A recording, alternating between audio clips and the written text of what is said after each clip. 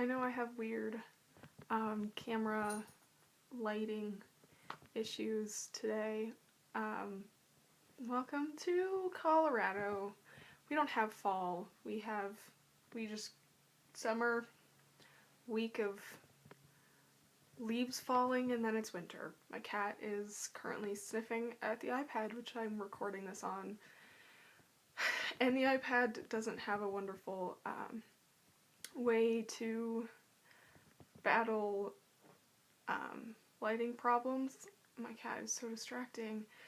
And on top of that, I'm in my bed right now, and so if anything moves, the camera starts to jiggle. I haven't finished reading Zed and Scarlet like I thought I was going to be able to this week, which is really frustrating for me because I need to read these books and I just keep putting it off. It's maddening.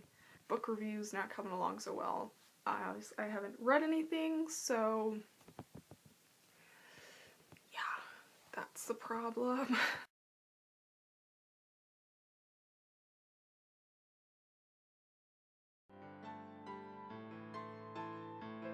This is probably my most popular review, which is interesting because I've never heard of this book outside of the library where I volunteered. I literally saw it on a shelf and was like, hey, that looks pretty cool. The Vampire Stalker is a young adult fiction book by Alison Van Diepen. I will probably never get her name right, and I'm sorry if I'm butchering it. It's about a girl. Well, it's about a guy, but the main character is a girl. And there's this book, kind of like Twilight, it's a vampire novel that's kind of floating around, and it's really popular and everyone loves it. And the new book comes out and she goes and buys it instantly. Like, she stands in line with her friend and they buy it right away and they start reading it on the way home, and yeah, they're really, really excited and everyone loves the series.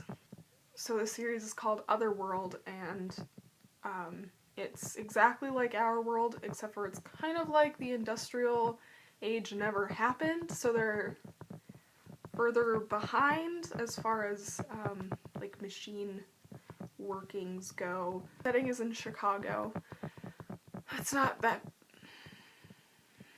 big of a deal, like they're the differences, except for vampires have come to power, and the main character is Alexander Banks.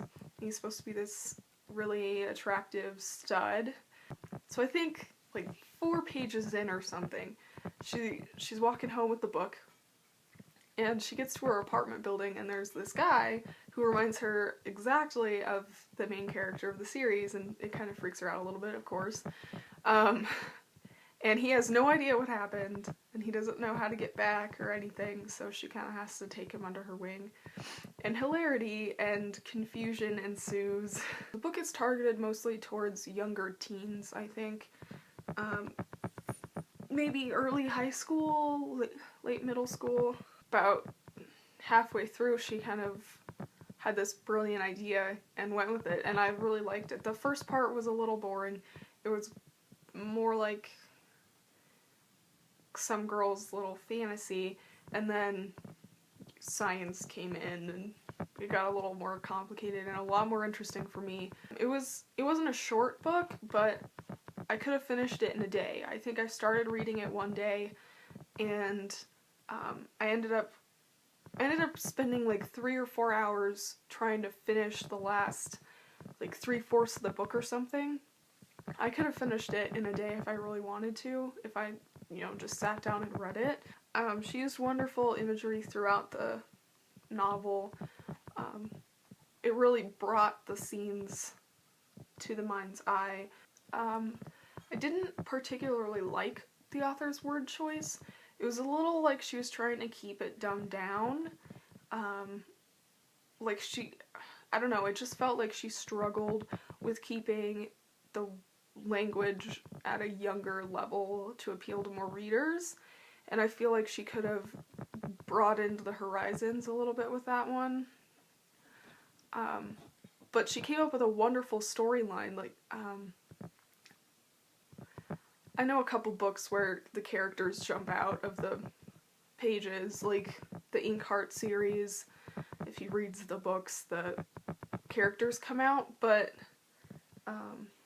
what she did with it and how she explained what was going on and everything is a lot more in-depth, and I haven't read a book that's gone like that before. A lot of new books have punctuation and grammatical errors, so it doesn't really bother me when new books have it. If it's been republished and reprinted a couple of times, then it's a little frustrating that 3 or 4 editors haven't weeded out the problems, but I came across quite a few errors. They're minor things, but you know, I'm looking for that, so it detracted from the story. Like things wouldn't be plural when they're supposed to, and there'd be like a word missing. We learn about the other characters far sooner than we learn about the main character.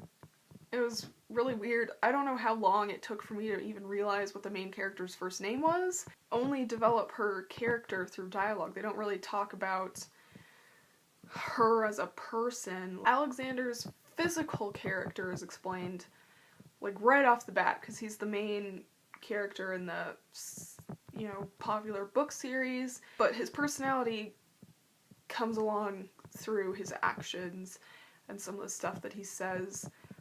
But I think he's probably the densest character. He's the most elaborate out of all of them. The ending was a little rushed, and I didn't understand why. I mean, I know that authors sometimes are rushed for dates. I need the last chapter by tomorrow, stuff like that. But the ending felt a lot like I need to finish this in 10 minutes and tie up all the loose ends. And I don't know if that was because the author was rushed. If she was getting tired of the story. That happens too. A lot of authors have a lot of problems with the endings of their books. I'm going to be talking about parts of the story that if you haven't read it, you shouldn't be listening to. So click away, go away if you haven't read this. Please, please, please do not get mad at me if you watch this and I ruin the book for you. Spoiler alert, craziness.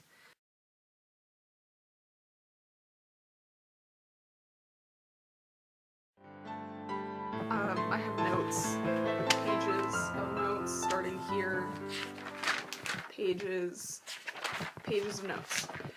Questions, mostly about this thing, the dimensional connecting.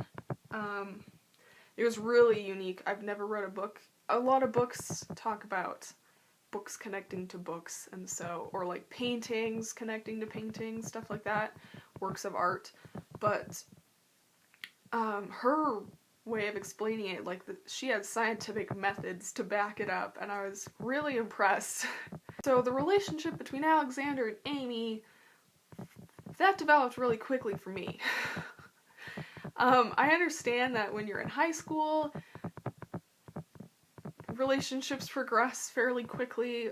She has had time to develop relationship for his character. She's been reading about him for years.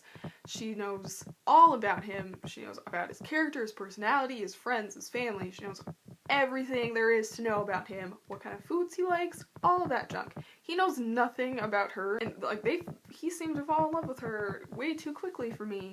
Oh, the interdimensional string theory thing. The way that she tried to incorporate it into string theory and like quantum physics and all of that stuff, I was quite impressed. It sort of kind of makes sense and connects a little bit, which kind of blew my mind. I'm not smart enough to figure it out, and I'm definitely not as smart as the woman who figured it out in the book. So kudos to the author for figuring that one out. I don't know, maybe she had help. Maybe she went and found a physicist to answer all of her questions for her. I think I'm going to give it 4 stars out of 5. 4 out of 5 is still pretty good. So, I've got 2 books that I'm reading that I should be done reading by next week, but that's what I said last week. I don't know. I read 2 books at a time in this really weird way, so hopefully I can get them both done by next Friday and do a review. I'm about halfway through Zen Scarlet, and then I'm about halfway through on this one as well. Maybe 3/5 of the way through, 2/5 of the way through, something like that. Finding the Next Steve Jobs, which is super helpful for people who are trying to find a job in a creative field or trying to find people who are creative to add to your business. So hopefully those will be done. I'm really excited to finish those. On Goodreads, I have a few books that I've gotten halfway through, and they're on my currently reading list. I'm not actually currently reading them, so I'm gonna try and bust through that and force myself to finish those books before Christmas-y area. I've already gotten a lot of people telling me that that's what they're getting me for Christmas is books, and I don't have enough space. I have 4 bookshelves, and I'm struggling to find space for the books that I have left. And they're not small bookshelves.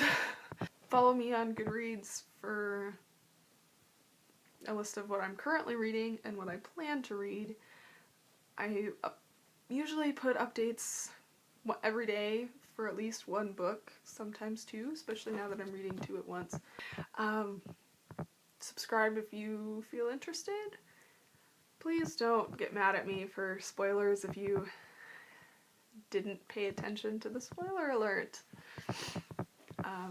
Still need Thanksgiving books to read. I have 1 Thanksgiving book. I got it from the library last week. A Catered Thanksgiving by Isis Crawford. But I still need more Thanksgiving books, or I'm not going to be able to actually have a Thanksgiving book theme for November. And that's upsetting for me because I like themes. I like themes a lot. Even though I didn't do one for Halloween, which would have been a big one. I'll see you next week.